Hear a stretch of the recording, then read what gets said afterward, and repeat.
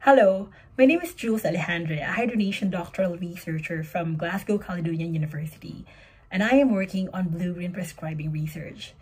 This review is founded on the evidence that our own healthcare sector is amongst the major contributors of emitted carbon and environmental pollution. The amount of pharmaceutical that we consume does not only contribute to emitted carbon, but are also emitted as contaminants in the environment as they pass through the consumption chain. These pharmaceutical residues are released in the environment and pose risk to our ecosystem. This could change the behavior and reproduction of certain wildlife and organisms and contribute to the global problem of antimicrobial resistance. Considering how environmentally friendly our healthcare sector is and the environmental impacts of pharmaceuticals, it is important to look for solutions such as measures that could prevent further pharmaceutical pollution. An example is Eco-Directed Sustainable Prescribing of Pharmaceuticals, or EDSP, defined as the prescription of pharmaceuticals guided by environmental criteria. EDSP could help minimize environmental impacts of medicines at source. However, it requires changes in established prescribing behaviors and practices of healthcare providers. Given the different initiatives that could promote change in prescribing behaviors, such as programs on drug stewardship and rational use of medicines, we don't know if these programs have outcomes related to EDSP. We also don't know what behavior change intervention were used in these programs and which component of prescribers' behaviors were targeted. Hence, we conducted a scoping review. Out of 7,684 records collected from PubMed and ScienceDirect, we selected 49 studies that satisfied our inclusion criteria.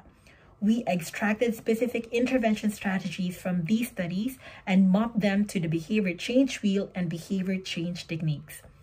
Our findings show that many studies on EDSP programs use different combinations of behavior change interventions that are targeted the capability, opportunity, and motivation of healthcare providers in changing their prescribing practices. Many EDSP programs used educational interventions such as instructing healthcare workers on how to perform rational prescribing through medical trainings. Some provided social support and enablement strategies through a pharmacist-led rational prescribing program or the creation of an oversight multidisciplinary group. Some programs restructured the physical environment of healthcare providers by providing them with equipment, guidelines, and materials to support them to perform or change their prescribing behaviors. For example, decreased residual levels of aflatoxin through a targeted ecopharmacovigilance in rural China was associated with a combination of educational enablement, environmental restructuring, and restriction interventions. Additionally, decreased prescription of diclofenac against naproxen through an environmentally friendly prescribing study in Meppel and the Netherlands was associated with a combination of educational enablement and environmental restructuring interventions.